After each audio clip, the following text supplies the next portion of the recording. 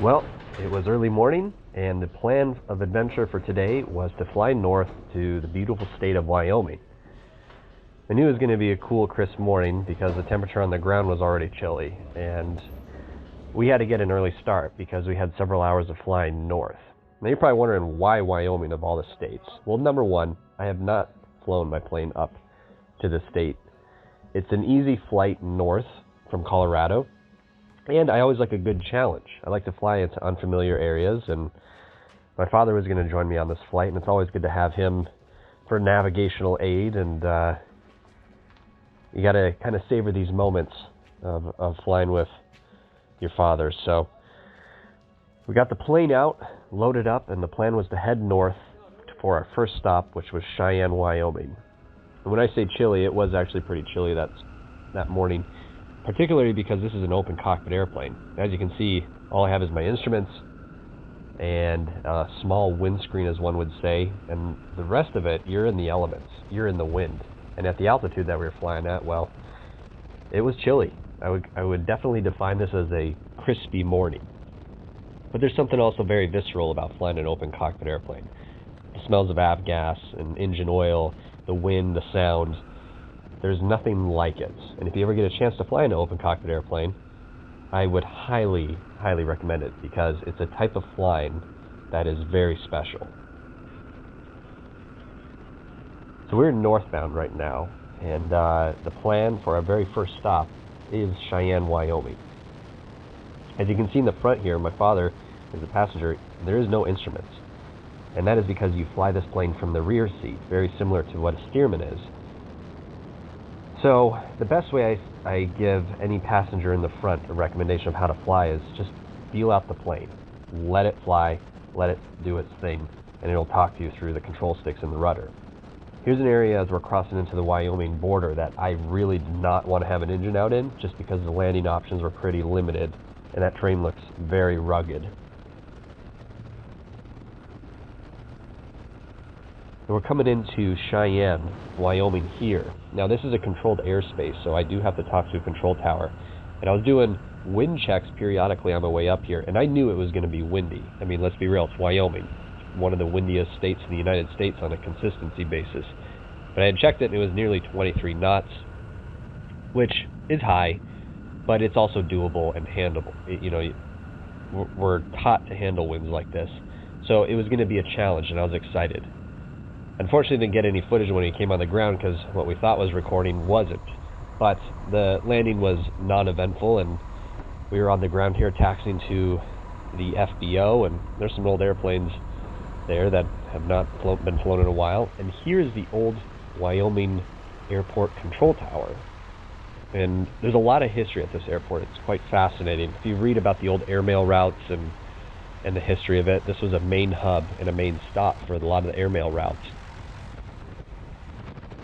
So the plan here was to gas up, stretch our legs, use the restroom, and then we had one more stop. The end goal of today was Wheatland, Wyoming.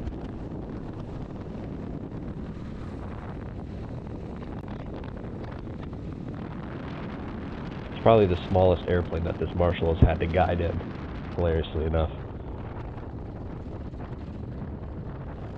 Alright, so we just made it into Cheyenne, a little gusty. It's about 20 knots, but nice little airport. And now we're fueling up, and then we gotta head to Wheatland, make it there in time. And we've been fighting headwinds. We're doing like 50 knots coming up here, parts of it, so lots of wind. This guy's favorite is the wind. Makes for a good pilot. Yeah, so that's the plan. Hopefully the wind kind of dies down a little bit.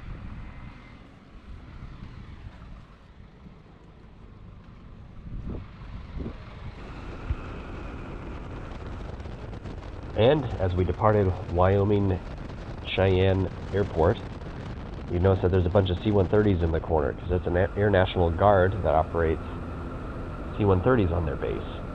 It's a beautiful airport, and Cheyenne really is a special little town.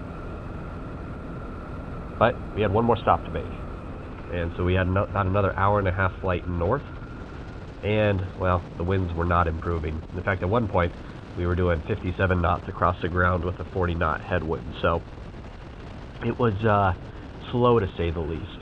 But that's not the point, is to get to the destination as fast as you can. Sometimes it's just fun to enjoy the views, and this plane is far from a fast airplane.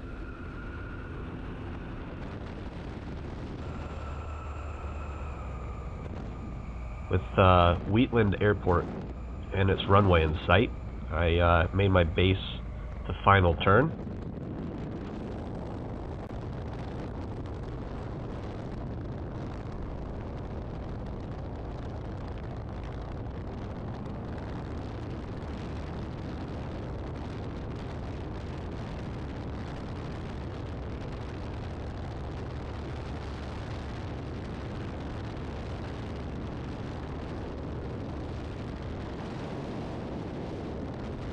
The winds here were about 20 knots, about 30 degrees off on my right side. As you can see, the plane kind of aiming into the wind. And I'll make a little correction before we actually touch down.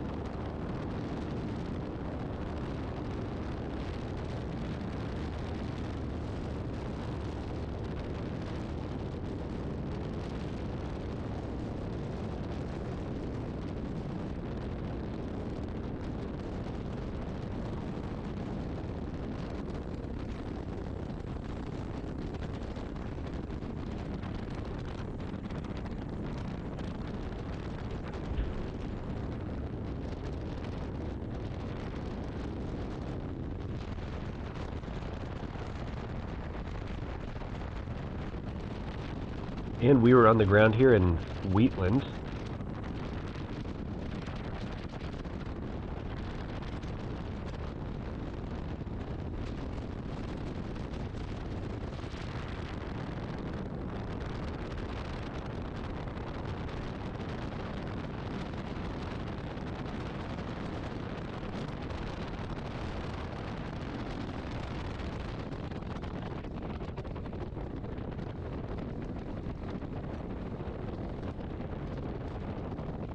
And off in the distance, I can see a gentleman on what looked to be a unicycle barreling down to me at full speed. And go figure, it's my buddy Chris Montez, who I used to fly air shows with.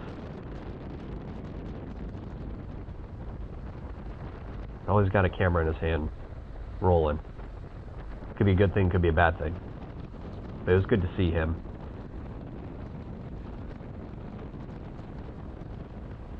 I have no idea how he rides that electrical contraption either. But he's very good at it.